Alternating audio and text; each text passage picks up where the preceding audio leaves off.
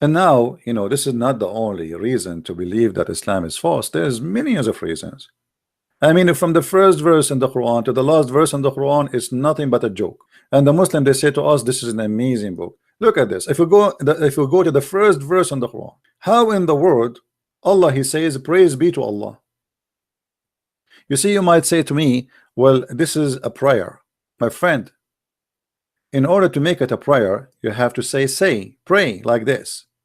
But Allah himself, without introduction, saying, in the name of Allah, the beneficent, Ar-Rahman Ar-Rahim. Okay, what does that mean? Imagine Christian Prince, he opened his program and he says, in the name of Christian Prince. So who are you? Who is the one who is talking? If Allah is talking, how he say in the name of Allah? Brother Antatar, we are going to introduce to you Brother Dakar Naik. Dakar Naik, brother, can you introduce yourself? In the name of Dakar Naik. And I am from Bangladesh. And actually I'm from India. And actually, let me say in the name of Zakir Naik again and again. And because that would going to make Christian Prince upset. But you are Zakir Naik. Why you say in the name of Zakir Naik? And then Allah, he says, praise be to Allah. I mean, things is getting more interesting. Allah says, praise be to Allah. Do you remember the Abdul Mimi who said that Allah, he pray for, not to? Allah praise be to Allah. And by the way, it's not really praise. You know, it can be that the word here is Alhamdu, which means thanks to Allah. Allah is thanks in Allah. Hey Allah, thank you. Who's talking? I'm Allah. I would say thank you to Allah. Allah is saying thanks to Allah. That makes sense. I mean, who can make a lot of sense? And then Allah, he says, thee we worship. So look what happened here. Muhammad, because he's a false man, he fabricated this prayer, trying to copy the prayer of the Christians. When the Christian, they ask Jesus how to pray, he say, pray like this, our Father, right? So Muhammad, he needed a prayer equal to the Christian prayer. Okay, they have a prayer, it's called our Father, what we will do. So he tried to make a prayer which is equal, and yet he claimed that this is coming from his God, but he forgot to switch. He forgot to say, pray like this. Same time, if I am a person praying to Allah, how I say in the name of Allah? Guys, just think with me a little bit deep. How I am as a man, I can say in the name of Allah. In order to say in the name of Allah, I have to be somebody at least hired by Allah, represent Allah, correct? Like if a soldier, he says, he come to you and he says, in the name of the king, he is saying what? In the name of the authority which is given to me by the king, I can do this, right? So how you as a Muslim, you say in the name of Allah? What does that mean? It's silly. What is the name of Allah? What does that mean? People, are you following with me, or my idea isn't clear? When I say in the name of Allah, what does that mean? This is stupid. What does that mean? Somebody tell me, what does that mean? In the name of Allah, what does that mean? Somebody took too much hashish. In the name of Allah, what? Are you going to arrest somebody?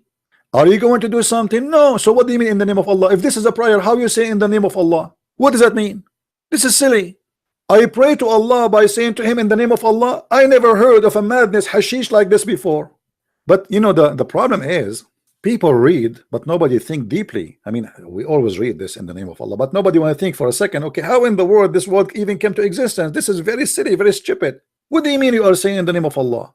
In the name of Allah, what? To say in the name of Allah, I have to say something after it.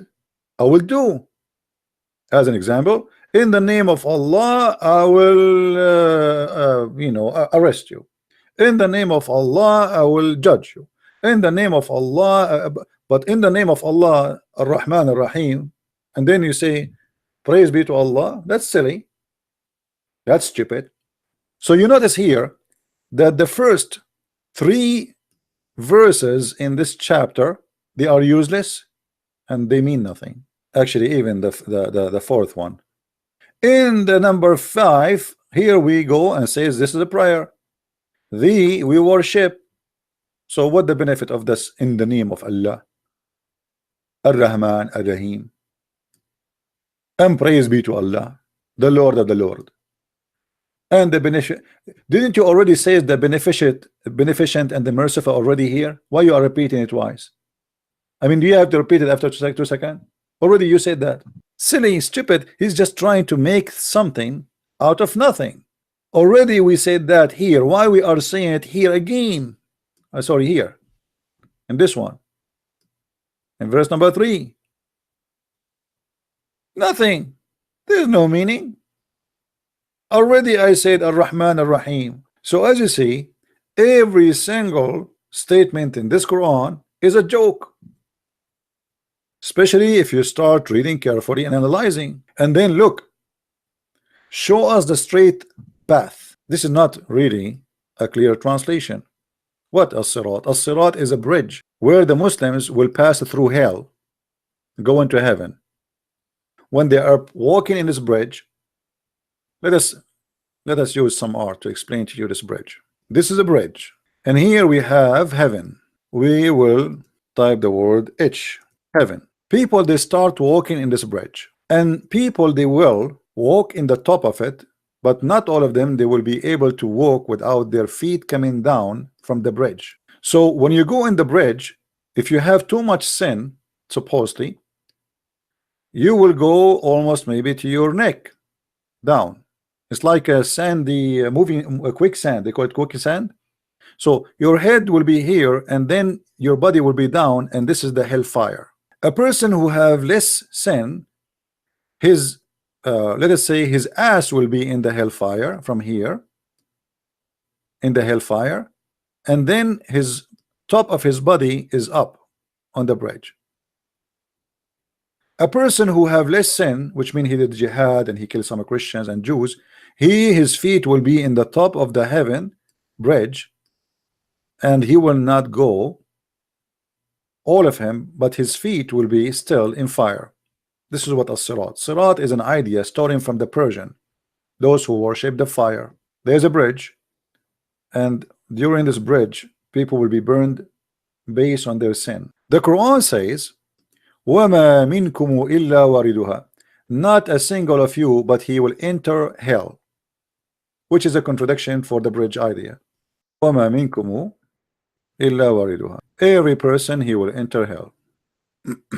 Which means not even a single person, he will not go there. Why? Any Muslim have an idea? And by the way, this is not even a choice to accept or not. You will go to hell, guaranteed.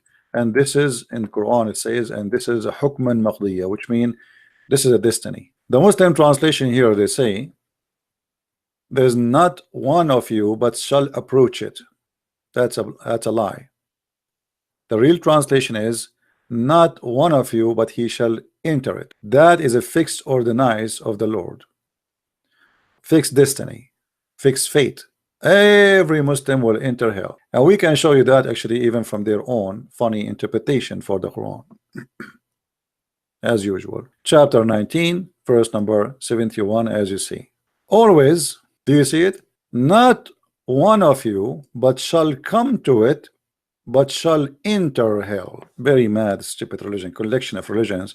Muhammad, he was collecting some belief from the Sabian, some from the Christian, some from the Jews, some, and then we have whatever you call it, some. Do we have any Muslim would not say something to us? All Muslims go to hell. Yes, this is what it says. I'm not the one who said that. This is the Quran. And as you see here, this is already decreed by the Lord to you. And this is again additional nail in the coffin of Islam, because according to Islam, all is decreed. So going to hell is decreed. Is not a choice.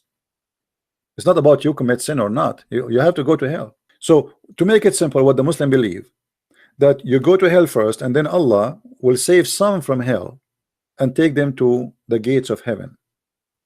So everybody, or let's say you enter the gates, there is gates, and those gates lead you. Even if you want to go to heaven, still you have to go to hell first. So they are gate of heaven in the same time they are gate of hell. So you have to go to hell first, and then you will burn as Allah decreed for you, not based on who you are. No, Allah decreed. Before he created you, he decreed. Do we have any Muslim? Who is a Muslim is listening? He did not agree with us. Please don't hesitate to tell me you don't agree. I mean, you don't have to agree, but just call us and show us why you don't agree. If we go and take any chapter in the Quran, any chapter, there is one thing always you will find, that they are non-consistent and they don't match, they don't make sense, and the story is mixed up. Read and love. Remember in the book Idris. Muslims, who is Idris? We as Arab, we never heard of a name such as this before. Idris. Who is Idris? Who is this guy Idris? Any Muslim have an idea? And we raised him to high station. What does that mean? Is that Elijah? Idris? Who is this Idris? Didn't know. A book of madness, stupidity, mystery. I mean, have you ever heard of a God suddenly in the middle of nowhere? Look, the verses before have nothing to do with this. Suddenly he says, and remember Idris. Okay, who is Idris? Shouldn't you say to us first, Idris, who is Idris, where he live, what language he speak? I mean, what's wrong with this religion? How somebody is reading this book now is going to understand who is Idris? How we can understand based in the Quran who is this guy, who is Idris, and what do you mean we raised him to a high station? Shouldn't you tell us the story from the beginning? Who is Idris? What happened to him? How Allah raised him where? What high station? Is that the 50th floor building, or this is heaven, or what happened? No, we do not know.